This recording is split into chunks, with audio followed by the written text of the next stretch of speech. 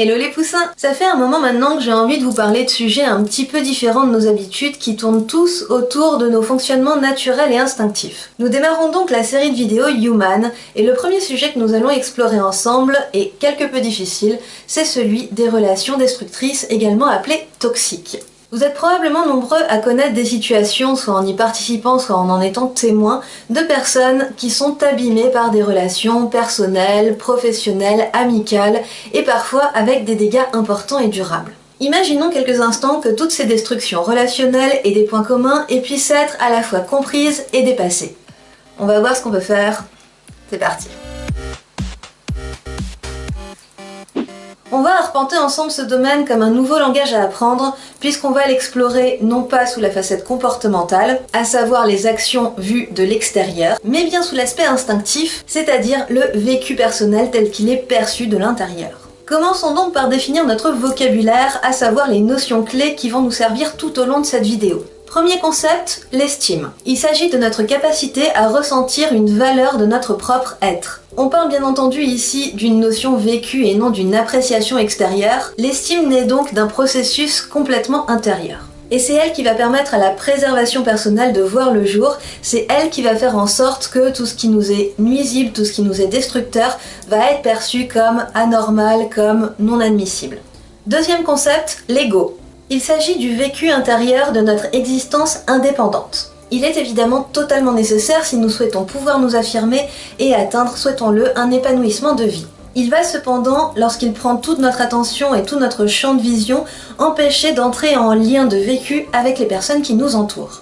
Ce qui nous amène à notre troisième concept, la considération. Il s'agit d'une forme d'estime cette fois-ci appliquée à l'autre, qui permettra là encore de lui attribuer une valeur vécue. Il s'agit d'un facteur de mise en lien avec autrui, puisque c'est cette considération qui nous permettra de vivre, de ressentir l'autre comme nécessitant du respect et comme étant, en tant qu'être humain, un poids dans l'équation. Notons quand même que la considération n'est possible que lorsque nous avons un ego qui est construit, puisque les lacunes d'estime et les absences d'ego vont créer un manque qui prend également toute la place et qui nous empêche de percevoir l'autre exactement au même titre que lorsqu'un ego massif nous barre la route. Notre quatrième et dernier concept enfin, les valeurs personnelles. Il s'agit de la définition lucide, consciente de nos idéaux humains et il sera généralement inspiré de notre éducation, de notre vécu, pour constituer un cadre moral, spirituel, culturel, bref, une trame dans laquelle nos idées peuvent tout simplement être légitimes et être bonnes. Dans certains cas, des valeurs personnelles mal ajustées pourront être un frein, une barrière au développement d'un ego nécessaire à l'affirmation personnelle.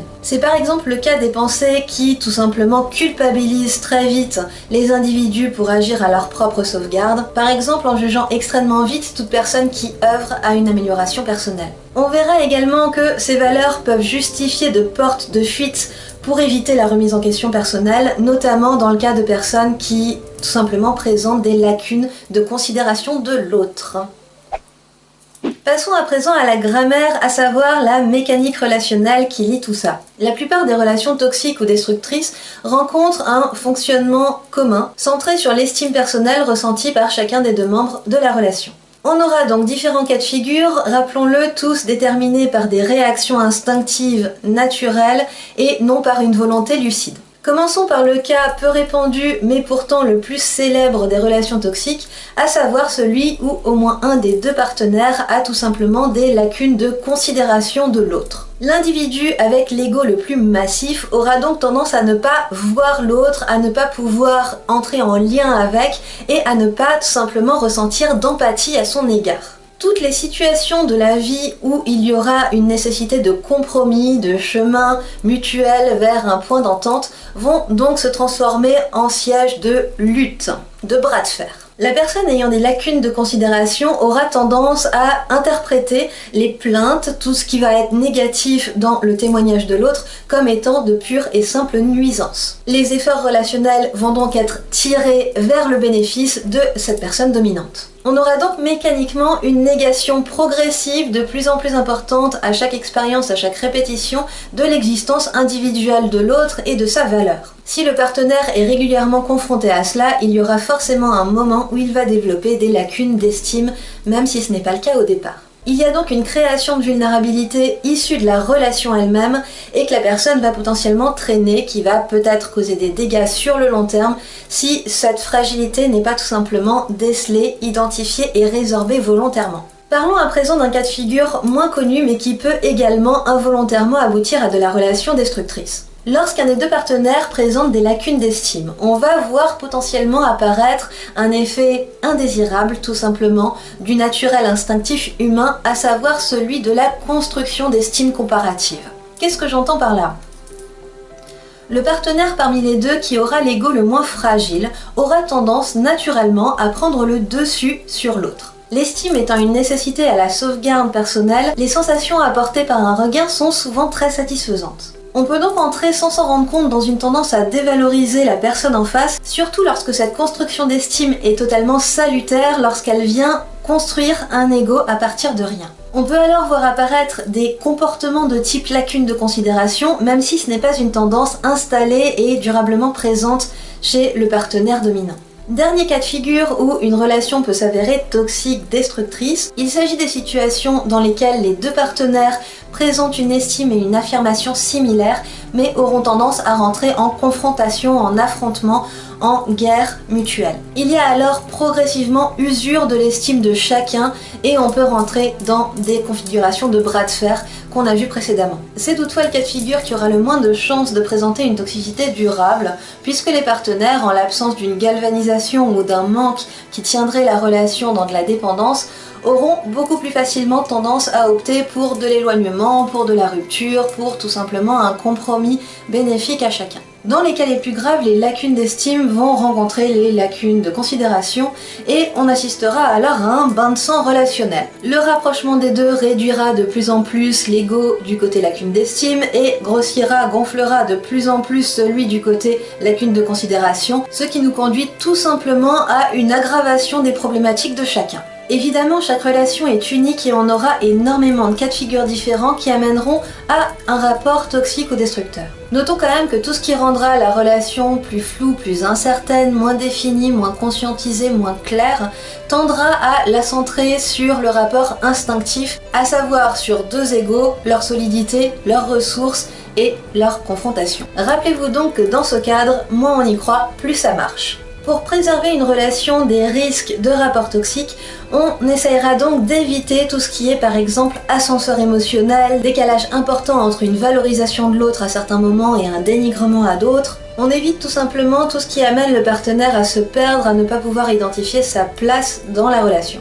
Évitons enfin les raccourcis. Relation toxique ne signifie pas forcément qu'il y a manipulation, y compris dans les cas où un des deux partenaires présente des lacunes de considération. La manipulation nécessite que le partenaire dominant soit conscient de son impact sur l'autre et manœuvre volontairement à sa destruction d'estime. Bien que ce soit difficile à concevoir, la plupart des personnes présentant des lacunes de considération de l'autre n'ont pas cette prise de conscience. Dans beaucoup de cas, il y a création d'une bulle d'autopréservation dans laquelle on va sélectionner son entourage, sélectionner les témoignages, les points de vue, les interprétations qui permettent de se sentir bien malgré la souffrance visible de l'autre. En l'état, condamner et juger la personne dominante et donc ayant plus de possibilités d'arranger la situation n'amène à rien. L'étape de prise de conscience et de vision réaliste de la situation étant nécessaire pour qu'il puisse y avoir remise en question. Quelle que soit la place, le rôle que nous occupons dans une relation qui s'avère à l'expérience être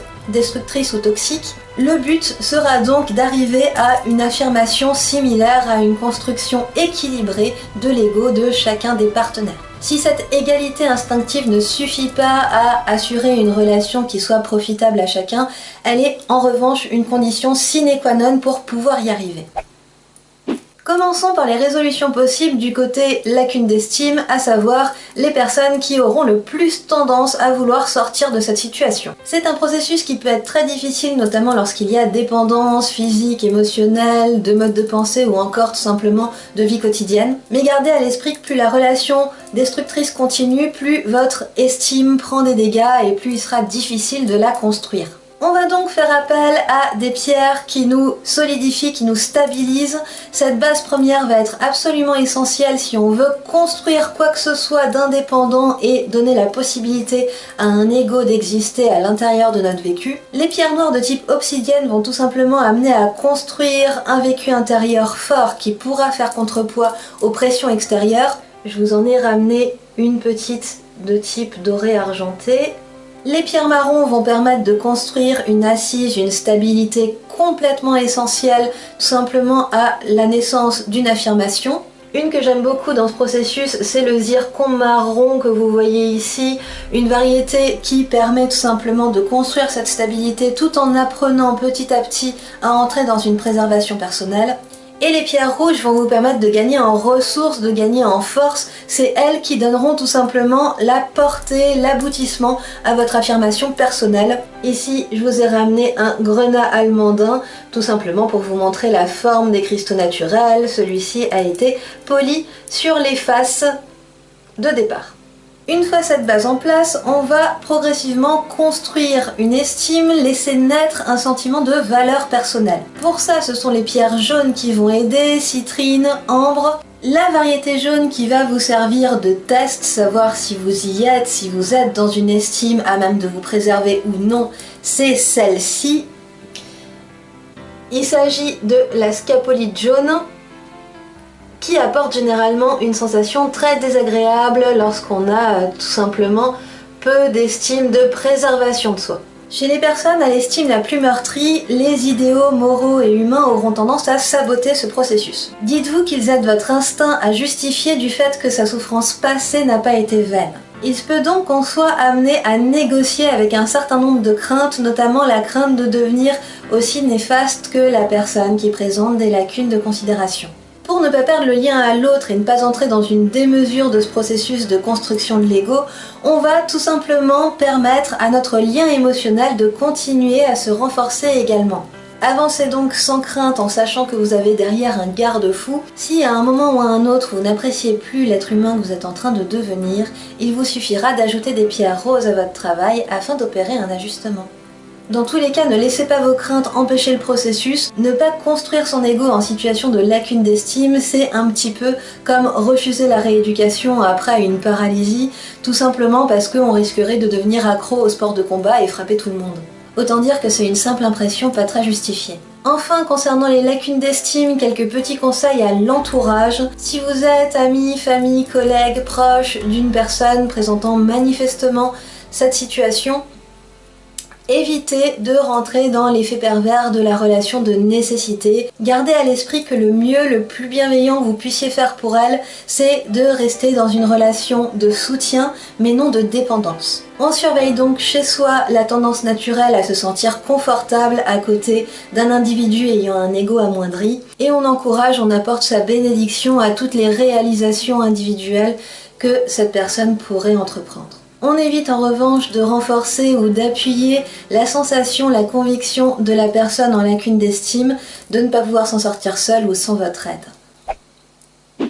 Qu'en est-il maintenant du côté des lacunes de considération? Disclaimer tout d'abord, rappelons que la remise en question met ici en péril l'image qu'on a de soi, mais ici en danger l'intégrité et tout simplement notre capacité à nous voir comme quelqu'un de bien. C'est donc des résistances qui sont profondément inscrites dans les instincts individuels et qui vont forcément amener une quantité considérable de réactions de refus. Vous pouvez donc me bouder, m'insulter dans les commentaires pour les plus réacs si certains d'entre vous en ont toutefois marre de croiser uniquement la route de personnes complètement dingues qui pètent un câble pour rien, si vous en avez marre de voir vos relations finir en reproches, finir en accusations, finir en tout simplement condamnation, en vous décrivant comme destructeur, comme quelqu'un dont on ne veut pas autour de soi, tout simplement. Sachez que le but n'est pas de s'auto-flageller, on ne va pas vous demander de vous auto-infliger la souffrance que vous avez provoquée chez d'autres. En revanche, votre propre prise de conscience de la situation est le meilleur moyen d'avancer vers quelque chose de constructif. Donc autant pour vous que pour l'entourage, ces efforts vont être précieux.